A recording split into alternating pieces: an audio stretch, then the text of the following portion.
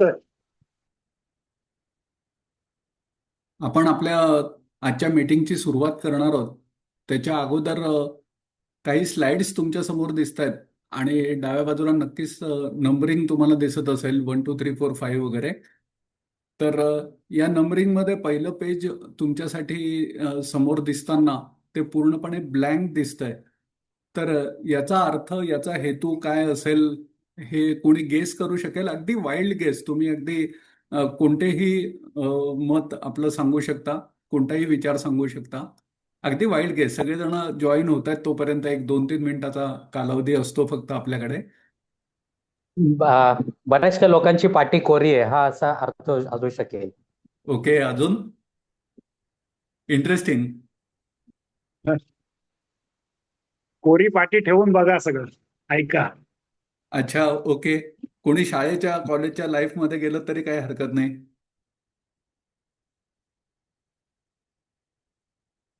अजून काही सांगू शकाल? वाईल्ड गेस, काही अगदी तुम्हाला मनाला वाटेल, पटकन पहिला फ्लॅश येईल की हे ब्लँक का ठेवलेलं असेल पेज.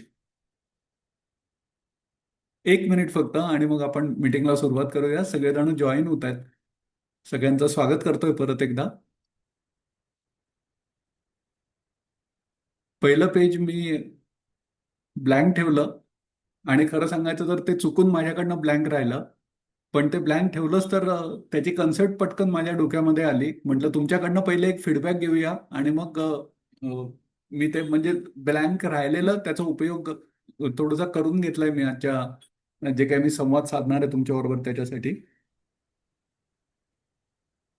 तर कुणालाही कुणी शिकत असताना पहिल्यांदा आपल्याकडे काहीही नाही, समोरचा माणूस जो काही शिकवतोय ते शिकवण्यासाठी आपण या पद्धतीनं जायचंय. किती कन्सेप्ट आहे. Okay okay, fine. ठीक आहे. बरेच अंदाज आले. थँक्यू. वेगवेगळी मतं आली त्याच्यामध्ये. मी अगदी बालपणाच्या शाळेच्या आपल्या शाळा कॉलेजच्या लाईफमध्ये जा असंही सुचवलेलं होतं. जनरली आपण वह्यांची सुरुवात पहिलं पान कोरं ठेवून त्याच्यावरती आपलं नाव लिहून आणि जो विषय असेल त्या संबंधित काहीतरी लिहून सुरुवात करायचो. श्री गणेशा करायचो रादर. इथे मी श्री गणेशही लिहिलं नाही. त्याचं कारण आजची मीटिंग, तुम्हाला विषय माहिती आहे की शेअर बाजारामध्ये यशस्वी कसं व्हायचं, सक्सेस कसा मिळवावा या बाबतीची आहे. आणि अ, या मीटिंग विषयी सांगताना डिस्क्लेमर आपण प्रत्येक वेळेला देत असतो की याच्यामध्ये जे काही उल्लेख केलेली मतं आहेत ही आपली स्वतःची फक्त म्हणजे माझी मतं आहेत. त्याची तुमच्यावरती कोणत्याही प्रकारची जबरदस्ती नाही की ती तुम्ही ती फॉलो करायला पाहिजे. काही स्टॉक्सचे जर उल्लेख झाले तर हे उल्लेख फक्त उदाहरणासाठी म्हणून दिलेले असतात आणि त्याच्यामध्ये कुठेही स्टॉक रेकमेंडेशन नसतं. होणारे जे काही परिणाम असतील त्याची जबाबदारी पूर्णपणे तुमच्यावर असते. आणि आपल्या शेअर बाजारामध्ये यशस्वी व्हायचंय, गुंतवणूक करायची आहे, तर बॅक हिस्ट्री ही आपण बघतो. सेबीने काही निर्बंध आणलेले आहेत आता, काही लेटेस्ट तुम्हाला उदाहरणं द्यायची असली तर. पण अगदी आपण जुनं जेव्हापासून नॅशनल स्टॉक एक्सचेंज किंवा बॉम्बे स्टॉक एक्सचेंजची सुरुवात झाली तिथपासून जर मागे जायचं म्हटलं तर तुमच्या पटकन लक्षात येईल की इयर ऑन इयर बेसिस वरती आजपर्यंतचा जर इतिहास काढला तर पर इयर आपल्याला किती पर्सेंटनी रिटर्न मिळालेले आहेत हे जर तुम्हाला विचारलं तर तुमच्यापैकी अनेक जणांचा अभ्यास आहे, मला डेफिनेटली माहिती आहे. आणि आपण सगळेच आपण म्हणूया की इंटेलिजंट आहोत, पण intelligent always ignore the obvious असं म्हणतात. एक साध्या काही मुद्द्यांकडे तुमचं लक्ष वेधणार आहे. काही जण आपल्या मीटिंग मधले बरेचसे नवीन आहेत, तर काही जुन्या अगदी प्राथमिक याच्यातल्या ज्या काही स्लाइड्स आहेत त्या पण त्यांच्यासाठी बनवलेल्या आहेत आणि मग आपण ऍडव्हान्स स्टेजमध्ये जाणार आहोत. मीटिंग नेहमीप्रमाणे 2 भागामध्ये होईल. पहिला भाग हा थोडंसं प्रास्ताविक, काही स्लाइड्स आणि मग त्याच्यानंतर एक्सपर्ट जे आहेत, तर जे नवीन आहेत त्यांच्यासाठी एक्सपर्ट नॉलेज पण आवश्यक असतं की आपल्याला कुठपर्यंत पोहोचायचं याचं टार्गेट असतं. तर मी असं म्हणत होतो की निफ्टीचं इयर ऑन इयर किंवा सेन्सेक्सचं इयर ऑन इयर बेसिसवरती आपण रिटर्न जर कॅल्क्युलेट केले तर हे कॅल्क्युलेट केलेले रिटर्न कोणी पण सांगेल की 13-14% आजूबाजूला पर इयर होते. याच्यामध्ये बरे वाईट चांगले उत्तम प्रसंग वगैरे असं सगळे येऊन गेलेले आहेत. आणि अनेक चुकीच्या बरोबर घटना सगळ्या घडून गेलेल्या आहेत. तर असं सगळं हे सगळं पचवून रादर निफ्टीने आजपर्यंतचा एवढा छान परफॉर्मन्स दिलेला आहे, जो इयर ऑन इयर बेसिसचा ऍव्हरेज जर काढला तर ते 13% आजूबाजूला येतं.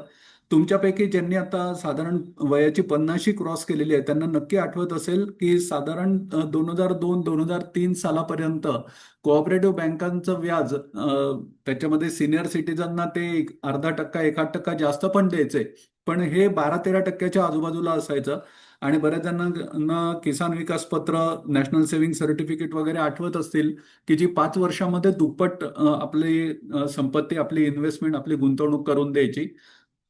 आणि हे 13%चे रिटर्न्स म्हणजेच जणू काही निफ्टीचे रिटर्न्स असे जर आपण कॅल्क्युलेट केले की त्यावेळेला आपण कुठेही पोस्टामध्ये वगैरे इन्व्हेस्टमेंट न करता स्टॉक मार्केटमध्ये केली असती, सेन्सेक्स किंवा निफ्टीमध्ये केली असती, तर 13% अॅन्युअली म्हणजे दर 5 वर्षांनी आपला जे भांडवल आहे, आपण जी केलेली गुंतवणूक आहे, ही डेफिनेटली दुप्पट होत गेली असती. अर्थातच 10 वर्षांनी चौपट झाली असती.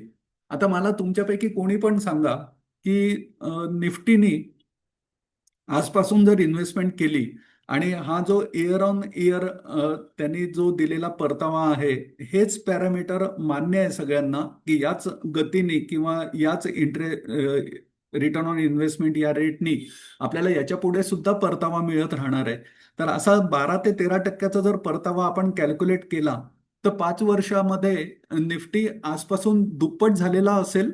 कोणाचं वेगळं मत असेल तर त्यांनी फक्त अनम्यूट करून सांगा. मोस्ट प्रोबॅबली आता जी उपस्थित 50 जण आहेत तर त्यांच्यापैकी सगळेजण ऍग्री होतील की 13%च्या हिशोबाने पूर्ण 5 वर्षामध्ये आत्ताचा निफ्टी हा नक्की दुप्पट झालेला असेल. ऍग्री आहोत? जे डिसऍग्री आहेत त्यांनी फक्त अनम्यूट करून सांगा. कोणी नाही आहे म्हणजे बहुतेक तरी सगळ्यांना मान्य आहे की जुना जो ट्रॅक रेकॉर्ड आहे निर्देशांकाचा, म्हणजे निफ्टीचा किंवा सेन्सेक्सचा, तर या ट्रॅक रेकॉर्ड प्रमाणे निफ्टी किंवा सेन्सेक्स याच्या पुढे परफॉर्म करत राहतील. आणि इयर ऑन इयर बेसिसवरती 13% जर ते देत गेले तर आजपासून 5 वर्षांनी आत्ताचा 24,000चा निफ्टी हा डेफिनेटली दुप्पट झालेला असेल. म्हणजेच साधारण 48,000च्या आजूबाजूला तो पोचलेला असेल. आणि अर्थातच त्याच्या पुढच्या 5 वर्षानंतर म्हणजे आजपासून 10 वर्षानंतर निफ्टी चौपट झालेला असेल. कारण आपल्या एफडीच्या दुप्पट करण्याच्या पद्धतीनुसार 5 वर्षासाठी आपण किसान विकास पत्र घ्यायचं आणि 5 वर्षांनी दुप्पट झालेले पैसे तेच पुन्हा रिइन्व्हेस्ट करायचे की 10 वर्षामध्ये ती रक्कम चौपट झालेली असायची. तर तसाच निफ्टी डेफिनेटली चौपटीपर्यंत पोहोचलेला असेल आजपासून 10 वर्षामध्ये. आणि जर तो पोचलेला असेल तर मग हे रिटर्न्स केव्हाही अतिशय आकर्षक असे आहेत हे खात्रीने आपण एकमेकांना सांगू शकतो की अरे हो, या पद्धतीने जर विचार केला आणि 13% कॉम्पाऊंडिंग असं जर त्याचं कॅल्क्युलेशन ठेवलं, जे ट्रॅक रेकॉर्ड आहे निफ्टीनी किंवा सेन्सेक्सनी अनेक वाईट घटना, उदाहरणार्थ सबप्राईम इश्यू 2008-9 मधला किंवा कोविड मधला नीचांक, हे सगळे पचवून सुद्धा त्यांनी कन्सिस्टंटली असे रिटर्न दिलेले आहेत इयर ऑन इयर बेसिसवरती. तर मग अशा वेळेला जर जी गोष्ट 10 वर्षांमध्ये चौपट होणार आहे हे आज तुम्हाला माहिती आहे, तर त्याच्यामध्ये आजची जी गुंतवणूक आपली यशस्वी करण्यासाठीची मीटिंग आहे, ही मीटिंग आपण पुढे नेण्याची काही गरज आहे का? तर हा प्रश्न तुम्हाला विचारावा आणि मीटिंग पुढे ठेवायची का नाही सुरू ठेवायची हे तुमच्याकडनं उत्तर घ्यावं. आणि एक डिस्क्लेमर निफ्टी पण देतो नेहमी, तर मागचा परतावा हा याच्या पुढच्या पूर्ण जे काही परतावे होणार आहेत त्याच्यासाठी आदर्श मानला जाऊ नये, पण असं झालेलं नाहीये. तसे परतावे ते म्हणजे मिळालेले आहेत याच्या आधी पण आणि याच्यानंतरही मिळत राहतील याची खात्री आहे. तर म्हणून हे पेज मग मी डेलिव्हरेटली असंच ब्लँक ठेवलं की निफ्टीचं डिस्क्लेमर तिथे आहे. निफ्टीने काय याच्या आधी केलेलं आहे ते तुमच्यापर्यंत फक्त मी पोहोचवलं, पण 5 वर्षामध्ये जर निफ्टी दुप्पट जाणार आहे तर असं टार्गेट देणं हे सेबीला अलाउड, म्हणजे सेबीने अलाउड केलेलं नाहीये. तर त्याच्यामुळे म्हटलं की तुम्हाला फक्त एवढंच सांगूया की आजपासून जर फक्त निफ्टी निर्देशांकामध्ये निफ्टीचा 20 जरी तुम्ही घेतला बेंचमार्क इंडेक्सचा ETF, तर या निफ्टी 20 मध्ये जरी ब्लाइंडली एखाद्याने इन्व्हेस्टमेंट आज करून ठेवली, अगदी उद्या मार्केट उघडताना जरी केली, तरी सुद्धा ती इन्व्हेस्टमेंट 5 वर्षांनी दुप्पट होणार आहे. असं आजच्यापासून आधीच्या 5 वर्षांचा जर ट्रॅक रेकॉर्ड इतिहास बघितला तर आपल्याला नक्की कळू शकतं. मग जास्त आपल्याला खोलामध्ये जाऊन कुठलं सेक्टर चालणार आहे, कुठलं सेक्टर जास्त परतावा देणार आहे, किंवा आपल्याला इतरांपेक्षा जास्त रिटर्न्स कसे मिळवता येणार आहेत, किंवा आपल्याला पैसा लवकर कमवायचा आहे का भरपूर कमवायचा आहे, आणि मग त्याप्रमाणे स्टॉकची आवड निवड आपली सिलेक्शन कसं करायचं. तर याच्यासाठी म्हणून आपण काही मुद्दे फक्त डिस्कशन साठी घेऊया. अदरवाईज या पहिल्या स्लाइडलाच आपलं उत्तर असं मिळतंय की जर 5 वर्षांनी 13% जुन्या रेकॉर्डनुसार जर आपल्याला आपली रक्कम दुप्पट करून मिळणार आहे, तर मग डेफिनेटली निफ्टी 20 आपण उद्या खरेदी करू. 5 वर्ष आपण ते विकणार नाही. 5 वर्षानंतर जशी आपण FD रिन्यू करायचो आणि ती पुन्हा एकदा दुपटीसाठी रिइन्व्हेस्ट करायचो, तसेच ते निफ्टी 20 5 वर्षांनी आपण पुन्हा एकदा रिन्यू केलेत असं समजायचं. आणि 10व्या वर्षी, आजपासून 10व्या वर्षी बरोबर जर आपण निफ्टीचा परतावा कॅल्क्युलेट केला, तर तो नक्की आजपासून जे तुम्ही 1 लाख रुपये लावलेले असतील तर ते चौपट, म्हणजे 5 वर्षांनी डबल, आणि डबलचे पुढच्या 5 वर्षांमध्ये चौपट, हे सिंपल कॅल्क्युलेशननी झालेले असतील असं आपण गृहीत धरू. तर इथे गुंतवणुकीमध्ये, शेअर बाजारातल्या गुंतवणुकीमध्ये यशस्वी आपण होऊ शकू का नाही, तर हे फक्त आपण निफ्टी 20 घेतल्याने सुद्धा एक उत्तर असं स्टँडर्ड मी तुम्हाला दिलं की नक्की आपण यशस्वी होऊ शकतोय. आणि 10 वर्षांमध्ये चौपट हे कोणालाही आकर्षक वाटेल असेच रिटर्न्स आपल्याला खात्रीने मिळू शकतात. आता आपण थोडंसं खोलात जाऊया. ज्यांना याची म्युच्युअल फंडची कन्सेप्ट माहिती आहे, तर त्यांना हे 13% तर मिळणारच आहेत निफ्टी 20 मध्ये, किंवा निफ्टी निर्देशांकावर आधारित त्याच पर्सेंटेजमध्ये ॲलोकेशन केल्यानंतर जो परतावा मिळणार आहे हा 5 वर्षांमध्ये दुप्पट तर त्यांना मिळणारच आहे. पण त्याच्यापेक्षा जर जास्त कमवायचा असेल तर मग काय करायचं, आणि मग थोड्याशा अभ्यासाची त्याला गरज लागते. ज्याला म्हणतात की अल्फा जनरेशन, म्हणजे 13%च्या पेक्षा, 12%च्या पेक्षा जास्त जर आपण काही कमवू शकलो, 15%, 17%, 20% असे जर आपल्याला कमवायचे असले, तर मग मात्र थोडीशी मेहनत घ्यायला लागेल. आणि ही मेहनत घ्यायची असेल तर मग आपण थोड्याशा पुढच्या स्लाइड्सचा अभ्यास करू आणि मग सेकंड सेशनमध्ये अजून काही मुद्द्यांवरती डिस्कशन करूया. पण तुमच्या पहिल्या प्रश्नाचं उत्तर की शेअर मार्केटमध्ये इन्व्हेस्टमेंट करण्यासाठी, यशस्वी होण्यासाठी आपल्याला काही वेगळे एफर्ट्स करायला लागतात का, तर नाही करायला लागत. आपण अगदी निफ्टीचा निर्देशांक इंडेक्स जरी आपण आज घेतला तरी तो 5 वर्षांनी दुप्पट होणार आहे. आणि किंबहुना थोडेसे जास्तच मिळतील, याच्यावर आपण विश्वास ठेवायलाच हवा. आता विश्वास ठेवायलाच हवा म्हटल्यानंतर अनेक जण असतात. एक उदाहरण देऊन सांगतो जे रिसेंटली मला ऐकायला मिळालं. थोडंसं गमतीशीर आहे आणि थोडंसं राजकीय अंग पण आहे त्याला. की विशेषतः असं प्रत्यक्ष जीवनामध्ये बघायला मिळत नाही, पण सिनेमामध्ये तर नक्की दाखवतात असं की एक स्त्री, म्हणजे नवरा बायको असतात, तर त्याच्यातली बायको ही झुरळाला बघून खूप घाबरते. आणि ते झुरळ तिकडनं किचन मधनं इकडे तिकडे फिरताना दिसलं की तिची पळापळ सुरू होते. आता थोडंसं इंग्रजी त्याचं स्वरूप म्हणजे कॉक्रोच झालेलं आहे. तर ते कॉक्रोच इकडे तिकडे पळायला लागलं समजा, किंवा त्याचा न्यूसन्स आपल्याला जाणवायला लागला, तर तुम्ही आम्ही जे हुशार लोक, जे विचारी लोक आहोत, ते आपण काय करणार तुम्ही मला सांगा. आपण झुरळाला समजावणार, त्या कॉक्रोचला समजावणार, का आपण आपल्या बायकोला समजावणार? तुम्ही मला सांगा. अर्थातच तुमचं उत्तर नक्कीच हेच असणार आहे की झुरळाला आपण समजावू शकत नाही, कॉक्रोचला आपण समजावू शकत नाही. आपणच समजावून घेऊ शकतो की अरे ते झुरळ निरुपद्रवी आहे. कोणी कितीही त्याच्यामध्ये न्यूसन्स जरी उत्पन्न केला, म्हणजे न्यूसन्स आत्ताच्या संदर्भामध्ये प्राईम मिनिस्टर काही करत नाहीत, फायनान्स मिनिस्टर काही करत नाही, इंडियाचं प्रोग्रेस झालेला आम्हाला दिसत नाही, विकासाच्या नुसत्या गप्पा असतात, इकडे तिकडे झालेल्या त्या बाता असतात, आणि आपल्याला कुठेही असं काही समोर एकदम मोठं काही दिसत नाही की फार मोठं घडतंय असं. पण हे सगळं जे आपली जी चर्चा चाललेली असते ना, जो सुज्ञ आणि जो हुशार माणूस असतो ना, तो त्या बायकोला समजवणाऱ्या नवऱ्याप्रमाणे असतो. तो त्या झुरळांना समजावायला जात नाही.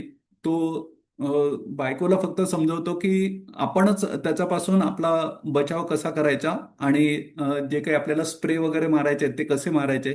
तर हा मनावरती स्प्रे मारायचा. असे जे निराशाजनक कोणी काही सांगत असतील तर आयदर ते झुरळासारखे झटकून टाकायचे विचार, किंवा सरळ सरळ ते इग्नोर करायचे आणि विश्वास ठेवायचा की जे काही घडतंय हे आजपर्यंतच्या ट्रॅक रेकॉर्डनुसार ह्याच्या पुढे सुद्धा घडत जाणार आहे आणि घडतच राहणार आहे आणि निफ्टीचा परतावा आपल्याला गॅरंटेड दुपटीचा मिळणार आहे. गॅरंटेड असं आपण म्हणू शकत नाही, पण आजच्या पर्यंतच्या ट्रॅक रेकॉर्डनुसार असं घडत आलेलं आहे, याच्या पुढे नक्की घडेल असा आपण विश्वास ठेवूया. असं झालेलं आहे आता की आर्टिफिशियल इंटेलिजन्सला सगळेजण घाबरतायत आणि त्याच्यामुळे टेक्नॉलॉजी सगळे स्टॉक पडलेले दिसत आहेत आणि बरंच काही काही त्याच्याविषयी मी वेगळं सांगायला नको. आपण अनेक ग्रुप्सवरनं मीडियामधनं याची चर्चा आपसातही बरेच वेळेला करतोय. एकाने खूप छान त्याचं एक्सप्लेनेशन दिलं आणि तिथे तो विषय माझ्यासाठी तरी मी संपवून टाकला. हे आर्टिफिशियल इंटेलिजन्स हे जे म्हणतायत ना सगळे लोक, मुळात हे काय चाललेलं आहे ना हे तुम्हाला आम्हाला काहीच कळत नाहीये. आणि जे कंपनीचे हेड आहेत, आपण जे अगदी लो लेवलला विचार करणारे लोक आहोत, तर अतिशय जी कंपनी आपली नाही, ज्या कंपनी विषयी आपल्याला काही माहिती नाही, जो विषय आपला अतिशय खोलात जाऊन करायचा नाही आणि अशा वेळेला आपण त्या आर्टिफिशियल इंटेलिजन्स विषयी अगदी मास्टर असल्यासारखे बोलत राहतो. तर याला एकाने नाव दिलं, आर्टिफिशियल इंटेलिजन्स नाही डिस्कस करत आपण, आर्टिफिशियल इश्यूज शोधून काढतो आणि त्याची भीती आपण स्वतःलाच घालून घेतो. हे जे एआय आहे ना, त्या एआयचा तुम्ही जर नजरिया बदलला, त्याच्याकडे बघण्याचा दृष्टिकोन जर बदलला, तर हे आर्टिफिशियल इंटेलिजन्स न राहता आर्टिफिशियल इश्यूज जर तुम्ही बाजूला ठेवले ना, तर आता खरोखर ते स्टॉक घेण्याची किती चांगली वेळ आहे याचा विचार तुम्हीच करू शकता. तर स्लाइड्सकडे वळूया आपण या प्रस्तावनेनंतर. जसं तुम्हाला सांगितलं त्याप्रमाणे की या ज्या स्लाइड्स आहेत या अगदी बेसिक काही स्लाइड्स आहेत आणि मग त्याच्यानंतर आपण थोड्याशा हायर लेवलच्या स्लाइड्सकडे जाणार आहोत. तर अगदी बेसिक, कोणी पण आलं शेअर मार्केटमध्ये की त्यांचा गोंधळ असाच उडतो नेहमी की अरे आम्ही बचत करतोय, ज्याला ते सेव्हिंग म्हणतात. तर हे सेव्हिंग तर आम्ही करत असतो, पण सेव्हिंग आणि इन्व्हेस्टमेंट याच्यामधला म्हणजे बचत आणि गुंतवणूक याच्यामधलं जी साम्यस्थळं आणि जे बारकाव्याने फरक आहेत ना, हे फरक बऱ्याच वेळेला लक्षात येत नाहीत.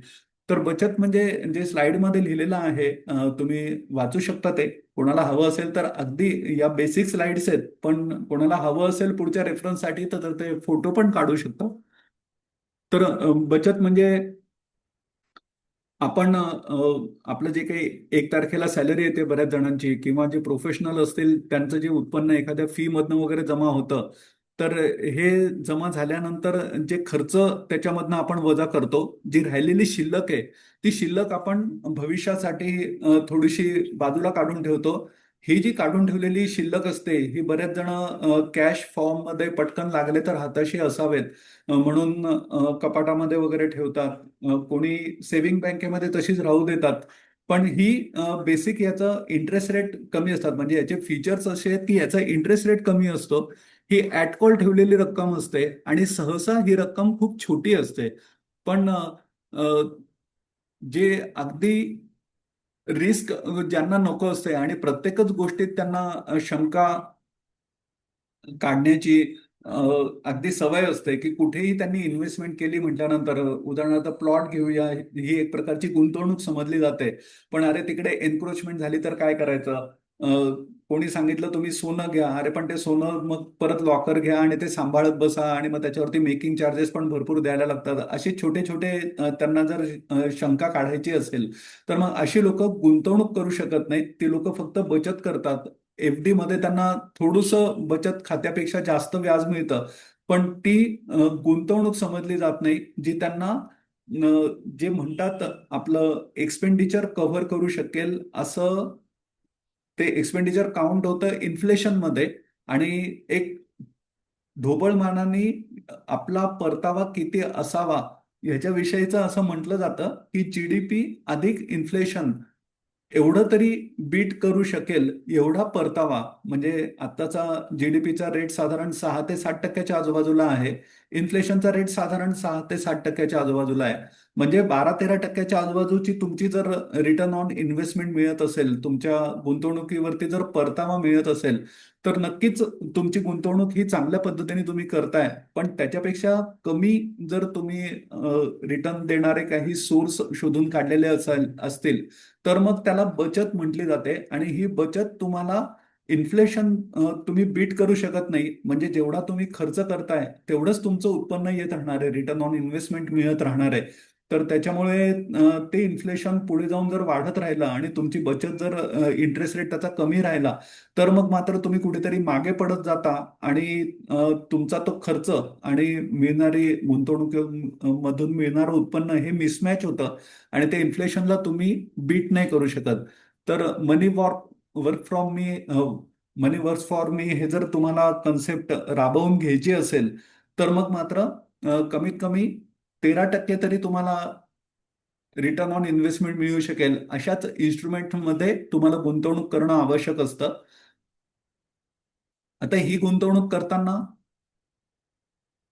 आपण जसं आधी सांगितलं त्याप्रमाणे जमीन, फ्लॅट, सोनं, चांदी, शेअर्स असे गुंतवणूक आपण करणं आणि ती अनेक वर्ष होल्ड करणं, आणि हा अनेक वर्षांचा कालावधी, आदर्श कालावधी हा 5 वर्ष, 7 वर्ष, 10 वर्ष असा समजला जातो.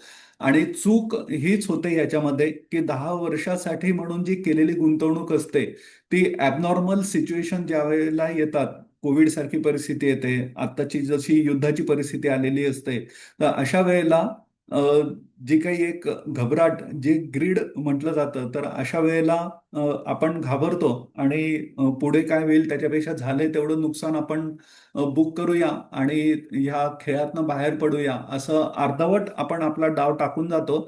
आणि तीच वेळ ऍक्च्युअली खरं गुंतवणूक वाढवण्याची असते. आणि अशा वेळेला आपण नेमके त्याच्यातनं बाहेर पडतो. आणि आजपर्यंत जर ट्रॅक रेकॉर्ड काढलं, मी इथे काही एकदम हायफाय स्लाइड नाही डेव्हलप केलेल्या, पण साधारण 1980 सालापासून किंवा 2000 सालापासून जमीन, फ्लॅट, सोनं, चांदी यांनी दिलेला परतावा जर आपण कॅल्क्युलेट केला, या स्लाइड्स सगळीकडे अवेलेबल आहेत. तुम्ही अगदी आताचे जे टूल्स आहेत चॅट जीपीटी सारखे, याच्यावरती जरी तुम्ही ही कंपॅरिझन टाकली तरी तुम्हाला हे रेडी उत्तरं मिळतील की इक्विटीमध्ये मी केलेली गुंतवणूक 1 लाख रुपयांची 2000 साली, आणि जमीन, फ्लॅट, सोनं, चांदी याच्यामध्ये केलेली गुंतवणूक 2000 साली, याच्यामधले रिटर्न्स मला कॅल्क्युलेट करून द्या, अशा टाईपचं जर तुम्ही चॅट जीपीटीला किंवा कुठल्याही एआय टूलला जर हे टाकलं, तर तुम्हाला नक्की लक्षात येईल की इतर सर्व पर्यायांपेक्षा शेअर्स किंवा म्युच्युअल फंडांमधली गुंतवणूक ही सगळ्यात जास्त परतावा व्यवस्थित करून देते. आणि त्याचा मेंटेनन्स कॉस्ट म्हणजे जे लक्ष द्यायला लागतं, ही पण तुलनेने कम्पॅरेटिव्हली खूप कमी असते. तर म्हणून लोकांना जास्त पॉप्युलॅरिटी मिळवलेले हे फील्ड आहेत शेअर्स आणि म्युच्युअल फंड. अगदी बेसिक स्लाइड आहे की ज्यांनी ठरवलंय की आपल्याला शेअर्समध्ये गुंतवणुकीची सुरुवात करायची आहे, तर मग त्यांना कुठल्या तरी ब्रोकरकडे, सेबी रजिस्टर्ड ब्रोकरकडे अर्थात, ट्रेडिंग आणि डीमॅट खातं उघडायला लागतं. त्याच्यानंतर त्यांना खातं तर उघडलं, आपल्याकडे भांडवल तर आहे, पण किती भांडवल गुंतवायचं, खरेदी कशी करायची, किती करायची, कधी विकायची आणि किती विकायची, असे अनेक प्रश्न त्या नव्या गुंतवणूकदाराला पडतात.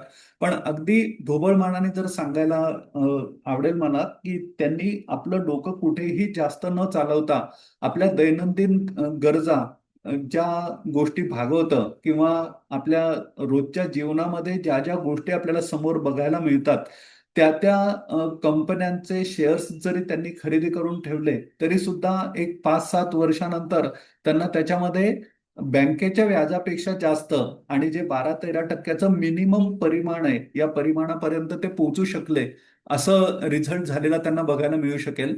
उदाहरणार्थ अगदी टूथपेस्ट, टूथब्रश पासून आपण सुरुवात करूया. आंघोळीचं साबण, कपड्यांचा साबण, या झाल्या अगदी बेसिक नीड्स झाल्या. नंतर आपण ऑफिसला जाताना जे काही वाहनं बघतो, त्या गाड्यांच्या कंपन्या झाल्या, उदाहरणार्थ मारुती आहे, महिंद्रा अँड महिंद्रा आहे, हुंदाई पण आपल्याकडे लिस्ट झालेली आहे आता. फॉरेनची जरी कंपनी असली तरी सुद्धा आपण सगळीकडे बिल्डिंग बघतो. तर या बिल्डिंग बांधणारे रुस्तमजी, लोढा बिल्डर्स सारखे कंपन्या, रेमंड सारख्या कंपन्या, या सगळ्या कंपन्या बाजारामध्ये लिस्ट आहेत. आणि जिथे जिथे म्हणून तुम्ही डोळे उघडून बघाल तिथे तिथे तुम्हाला ज्या ज्या कंपन्यांची जाहिरात दिसेल, ज्या ज्या कंपन्या तुम्हाला लक्षात येतील, उदाहरणार्थ एखादी लोढा बिल्डरने उभी केलेली बिल्डिंग तुम्ही बघितली, तर या बिल्डिंगसाठी सिमेंट वापरलं गेलेलं असेल. मग सिमेंट वापरलं गेलेलं असेल तर अंबुजा सिमेंट घ्यायचं का अल्ट्राटेक सिमेंट घ्यायचं, अशा जरी तुम्ही थोडंसं लक्ष देऊन दैनंदिन आपल्या वापरामधल्या दैनंदिन ज्या आपल्याला बघायला मिळतात अशा सगळ्या कंपन्यांचे जरी शेअर्स तुम्ही थोडे थोडे थोडे करत अॅक्युम्युलेट केले तरी सुद्धा तुमचा परतावा हा खूप चांगल्या पद्धतीने मिळू शकतो तुम्हाला, याची खात्री बाळगा. आपण हळूहळू शेअर्समध्ये ज्या वेळेला रुची घेतो त्यावेळेला नॅचरली काही बिझनेस चॅनल, न्यूजपेपर, त्या विषयाची संबंधित जसा आपला ग्रुप आहे तर त्याप्रमाणे व्हॉट्सअप, टेलिग्रामचे अनेक ग्रुप, युट्यूब मधले अनेक व्हिडिओज हे सगळे तुम्हाला बघायला मिळतात. आपले मित्र नातलग यांच्याकडूनही तुम्हाला अनेक प्रकारच्या टिप्स मिळतात. हा शेअर घे, तो शेअर घेऊ नको वगैरे असं. आणि या शेअर्समध्ये कुठेही जर आपण ब्लाइंडली त्याच्यामध्ये इन्व्हेस्टमेंट करायला सुरुवात केली तर अनेक जणांना त्याच्यामधनं फटकेच खायला मिळालेले आहेत असा अनुभव सांगतो. आणि त्या शेअरचा अभ्यास न करता आपण कुठेही जर त्याची इन्व्हेस्टमेंट केली, किती शेअर घ्यायचे याचा कुठलाही विचार आपण जर केला नाही आणि अगदी समोरच्याच्या शब्दांवरती विश्वास ठेवून आपण इन्व्हेस्टमेंट ब्लाइंडली करत गेलो तर याचा आपल्याला फटका बसतो. आणि प्रत्येक वेळेला ते शेअर तर आपण घेतलेले असतील पण ते आपण जर समोरच्या व्यक्तीला सांगितलं नसेल आणि जर त्याला हे सांगितलं नाही की तू विकणार आहेस किंवा हे विकायची वेळ आली तर ते सुद्धा तू मला सांग, याच्यातनं बाहेर कधी पडायचंय ते. तर अशा वेळेला कधी कधी तुम्हाला त्याची सूचना मिळाली नाही आणि त्याच्यामुळे सुद्धा तुम्हाला नुकसान झालेलं बघायला मिळतं. तर अशा त्या शेअर्स जे तुम्हाला समजले तर त्या शेअरचे पेअर ग्रुप कोणते, म्हणजेच समजा हिंदुस्तान लिव्हरचा साबण तुम्ही वापरत असाल, टूथपेस्ट तुम्ही वापरत असाल तर त्याच्या बरोबरीच्या कॉम्पिटिटर कंपन्या कोणत्या. उदाहरणार्थ हिंदुस्तान लिव्हरला कोलगेट पामोलिव्ह कॉम्पिट करतं, किंवा अजून अनेक कंपन्या त्यांना कॉम्पिटिटर म्हणून अवेलेबल आहेत. ITC सारखी कंपनी आहे जी आता साबण वगैरे पण बनवते. तर असे पिअर ग्रुप वेगवेगळ्या कंपन्यांचे आणि मग त्याच्यामधली एखादी चांगली आपल्याला बजेटमध्ये बसणारी आणि ग्रोथ चांगली दाखवणारी ही कंपनी, ज्या कंपन्या आपल्याला सुचवलेल्या गेलेल्या आहेत तर त्या कुठल्या सेक्टरमधल्या आहेत. उदाहरणार्थ आता काही दिवसांपूर्वी जेव्हा युद्ध चाललेलं होतं तर त्यावेळेला डिफेन्स सेक्टरमधले शेअर्स बऱ्यापैकी वाढत होते. पण डिफेन्स सेक्टरमधले शेअर्स हे पुढचे 2 वर्ष, पुढचे 5 वर्ष सतत वाढतच राहतील का? आता जो ट्रेंड चाललेला आहे हा ट्रेंड त्यांच्यामध्ये कंटिन्यू राहील का? सरकारचे जे काही बदल असतात, इम्पोर्ट एक्सपोर्टचे नियम वगैरे याच्यामध्ये काही बदल होतोय का? शुगर सेक्टरचं उदाहरण मी अनेक वेळेला देतो की साखर इम्पोर्ट आणि एक्सपोर्टची जी बंधनं आहेत किंवा पेट्रोलची दरवाढ आता झालेली तुम्ही बघितली तर पेट्रोलच्या दरवाढी केलेल्या नव्हत्या त्यावेळेला ज्या पेट्रोल मार्केटिंग कंपन्या होत्या, ऑइल मार्केटिंग कंपन्या, HPCL, BPCL सारखे पेट्रोल पंप, तर यांना खरेदी हायर रेटनी करायला लागत होती आणि त्या रेटमध्ये सरकारचं निर्बंध होते त्याच्यामुळे ते भाव तर वाढवू शकत नव्हते. तर अशा वेळेला त्यांना नुकसान होत होतं. तर असे सरकारच्या पॉलिसीचा या कंपन्यांच्या होणाऱ्या नफ्यावरती किती परिणाम होतो याचा जर आपण अभ्यास केलेला नसेल तर मग आपल्याला बरेच वेळेला असं दिसतं की आपल्याला शेअर मार्केटमध्ये गुंतवणूक करताना नुकसान झालेलं दिसतंय असं. एक ही कॉमन पद्धत आहे, मी फार एक्सप्लेन ही करत नाही ऍक्च्युअली, याच्यावरती आपल्याला पूर्ण एक सेशन ठेवता येईल. टॉप डाऊन आणि बॉटम अप ही पद्धत असते ती.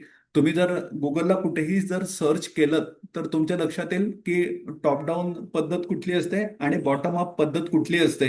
आपण विचार त्याचाच करतोय, फक्त स्पेसिफिक शब्दांमध्ये उदाहरण घेऊन की ही टॉप डाऊन पद्धत आहे किंवा ही बॉटम अप पद्धत आहे असं आपण जात नाही आहोत. आपण कव्हर फास्ट करतोय थोडंसं. आणि आधी बोललो होतो त्याच्याप्रमाणे मीटिंग 2 सेशनमध्ये असणार आहे. पहिल्या सेशनच्या 1 किंवा 2च स्लाइड्स फक्त राहिलेल्या आहेत आणि मग त्याच्यानंतर आपण थोड्याशा एक्सपर्ट सेशनमध्ये जाणार आहोत. काही विचार मला जे एक्सपर्ट आहेत आजच्या मीटिंगमधले, जे अनुभवी लोक आहेत, जे अनेक वर्ष शेअर मार्केटमध्ये ट्रेड करतायत, त्यांच्याशी डिस्कस करायचे आहेत. तर याच्यासाठी आणि काही या बेसिक मुद्द्यांवरच्या स्लाइड्स राहिलेल्या आहेत 1-2, त्या पुन्हा एकदा आपल्याला बघण्यासाठी म्हणून सेकंड सेशन लगेचच जॉईन करा. सेम लिंक वापरा. थँक्यू सो मच तुमच्या प्रतिसादाबद्दल. आज आपण 63-64 जण आता या मीटिंगला आहोत आणि सेकंड सेशनमध्येही अशीच उपस्थिती असेल अशी मी आशा बाळगतो. सेम लिंक वापरा आणि रिजॉईन करा. थँक्यू.